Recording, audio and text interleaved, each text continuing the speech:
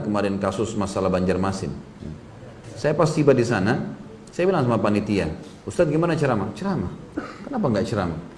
Tidak ada sesuatu yang kita sembunyi. Saya bukan orang PKI yang perlu ditakuti, ya, atau saya mengajak orang untuk kafir. Kita mengajak kalau Allah, kalau Rasul.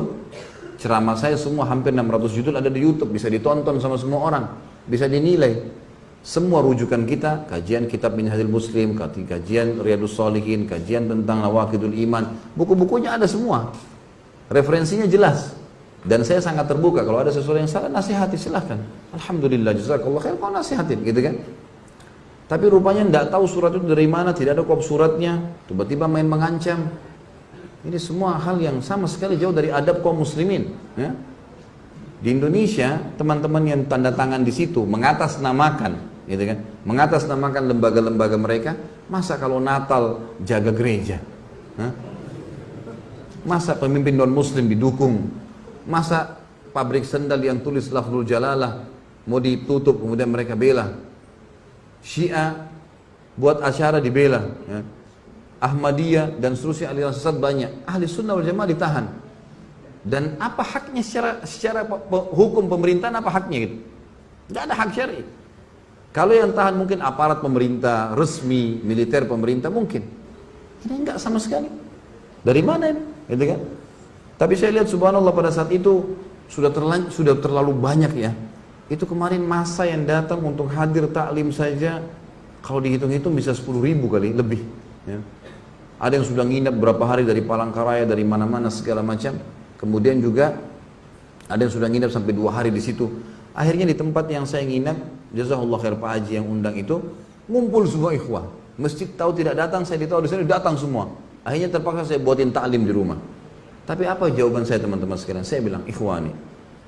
Dan itu betul juga ada akhwat. Kita harus tahu satu hal.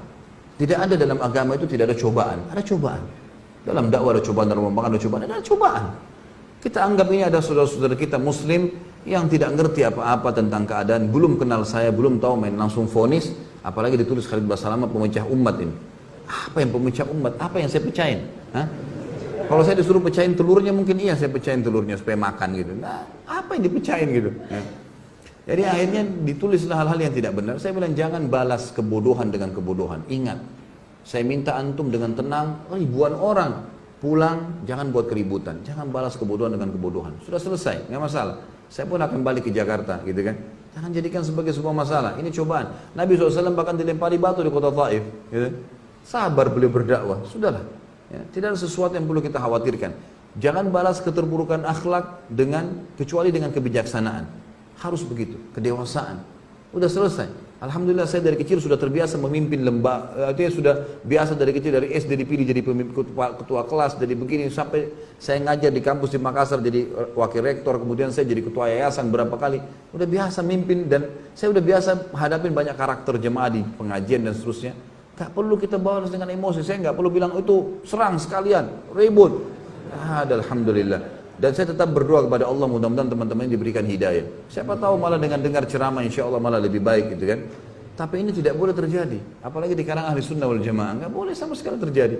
Saya juga warga negara Indonesia sampai salah satu pengacara sana bilang, Ustadz ini kalau antum yang sedang diserang, antum warga negara Indonesia.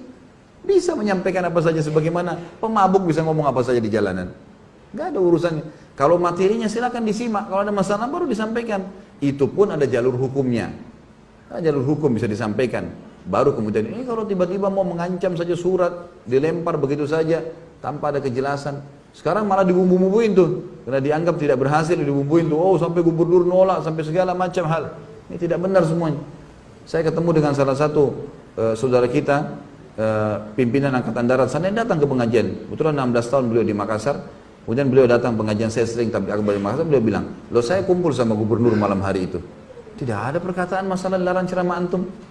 Ini cuma dibuat-buat, dibesar-besarin. Katanya di mik-mik masjid disampaikan, mana mik-mik masjid ini? Ini terlalu dibesar-besarin, Allahu a'lam. Saya juga hadir di masjid. Sempat di masjid Muhammad Hasanuddin memang disampaikan. Kalau ceramah Ustaz Khalid ini tidak diminta disampaikan gitu kan. Tapi waktu saya tanya orang-orang, betul gak gubernur bilang? Enggak benar. Itu dari pendapatnya dia pribadi menyampaikan gitu kan. Dan ternyata bersama dengan teman-teman ini kan gitu. Tapi nggak masalah lah. Ini Allah Subhanahu wa taala akan memenangkan agamanya, kan?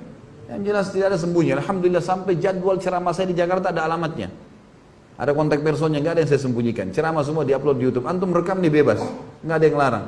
Ada yang salah, akhi nasihatin saudara muslim, ya. Tapi mencegal ceramah, sementara gereja yang jelas Nasrani dibendung, dilindungi. Gimana akal sehatnya nih? Kan begitu. Tapi ini semua adalah emosi belaka yang tidak ada hasilnya sama sekali. Dan ini berbahaya teman-teman sekalian. Terlepas daripada saya, saudara muslim yang disakiti atau dihina atau sampai apa, ini berbahaya pada hari kiamat. Bagaimana kalau ketemu hari kiamat nih? Hah? Rebut-rebutan pahala. Saya sih terima transfer, gitu kan? Loh iya. Kalau antum gimana? Tidak ngerti, tidak kenal, kan gitu masalah. Kecuali sempat minta maaf, silakan. Dan ingat dalam Islam, kalau kita memaafkan saudara muslim kita yang sedang berbuat salah, kita dapat pahala. Tapi dia belum lepas dari hukuman sampai dia minta maaf. Garis bawah itu ya. Makanya dalam Islam kalau ada yang ghibah, ada yang fitnah kita, kita maafin sudah pahala buat kita. Itu perintah agama. Tapi selama dia tidak minta maaf, dia tidak lepas dari hukuman. Karena hukum syar'i memerintahkan dia minta maaf dulu. Kita memaafkan ibadah bagi kita. Wal afina 'anil nas. Kata Allah, orang yang suka memaafkan orang lain, seperti itulah. Allahu a'lam. Jadi ya, jangan memperbanyak musuh pada hari kiamat, teman-teman sekalian. Sibukkan diri dengan hal yang positif. Ingat selalu itu. Kita akan meninggal dunia dan ada tanggung jawab hari kiamat.